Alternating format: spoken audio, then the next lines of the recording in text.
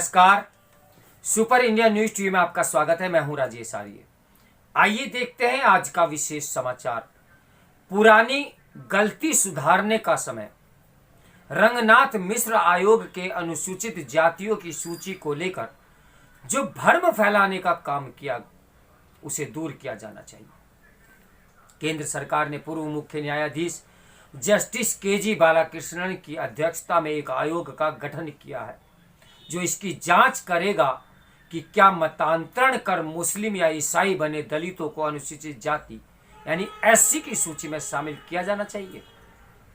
दरअसल संविधान के अनुच्छेद 341 ए के तहत भारत के राष्ट्रपति को यह अधिकार है कि वह राज्यपालों की सलाह से एक सूची जारी करे जिसमें शामिल जातियों को लोकसभा, विधानसभा, सरकारी नौकरियों और शिक्षण संस्थानों आदि में आरक्षण प्राप्त होगा।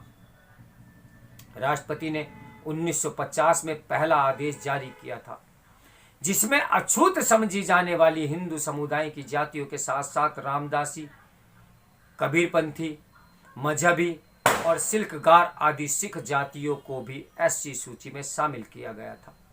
राष्ट्रपति के इस आदेश को राज्यों के पुनर्गठन की वजह से 1956 में पहली बार संबोधित भी किया गया, जिसके तहत हिंदू एवं सिख समुदाय की कुछ और भी जातियों को इस सूची में सम्मिलित कर दिया गया। राष्ट्रपति के आदेश को 1990 में दूसरी बार संशोधित किया गया, जिसके तहत नव बौद्धों को भी एससी में शामिल रहने का प्राविधान किया गया। ऐसा इसलिए जरूरी था क्योंकि संविधान के अनुच्छेद 25 के तहत सिख, बौद्ध और जैन को हिंदू का ही भाग बताया गया है। पिछले 3-4 दशकों में ईसाई मिशनरियों और इस्लामिक संगठनों ने यह मांग शुरू की कि उनके लोगों को भी एससी सूची में शामिल किया जाए।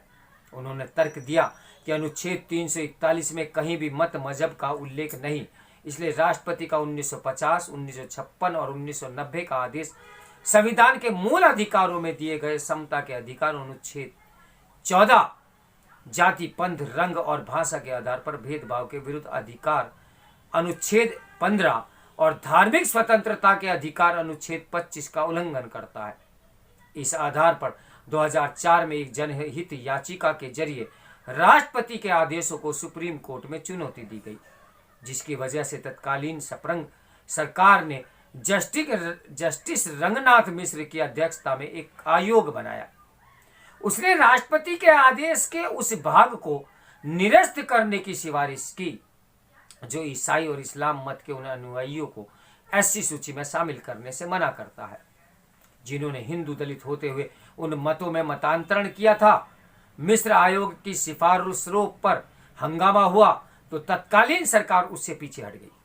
अब सुप्रीम कोर्ट में इस मामले में फिर सुनवाई शुरू हुई है तो केंद्र सरकार ने जस्टिस केजी बालाकृष्णन की अध्यक्षता में नया आयोग बनाया है। ये मामले का नए सिरे से अध्ययन करेगा।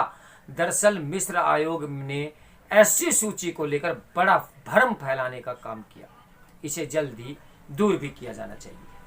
अब जस्टिस रंगनाथ मिश्र आयोग का कहना था कि भारत का संविधान एससी सूची को किसी चुनिंदा धर्म तक सीमित नहीं रख सकता, इसलिए राष्ट्रपति ने 1950 के अपने आदेश में धर्म के उल्लेख करके इस संकल्पना का उल्लंघन किया है।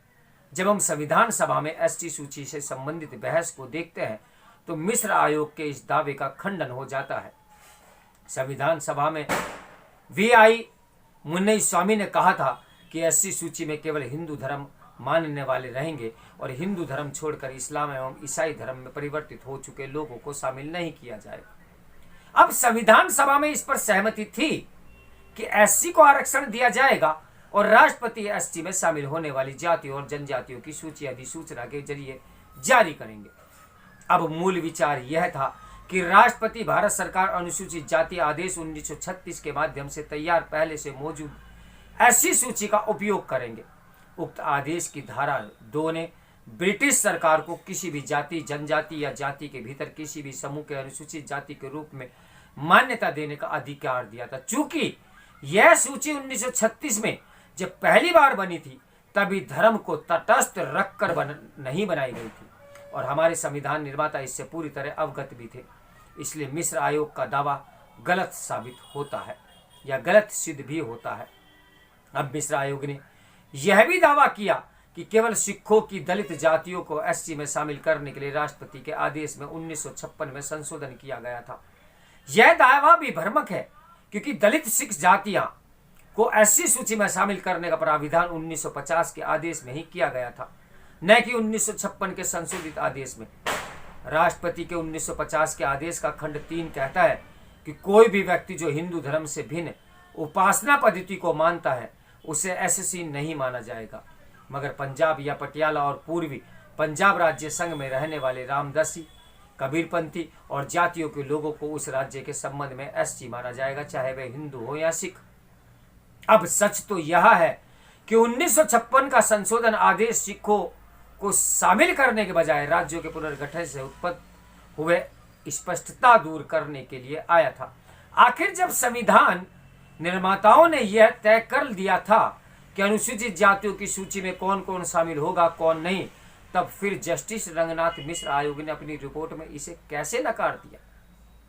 यह प्रश्न उसकी निष्पक्षता पर सवालिया निशान लगाता है।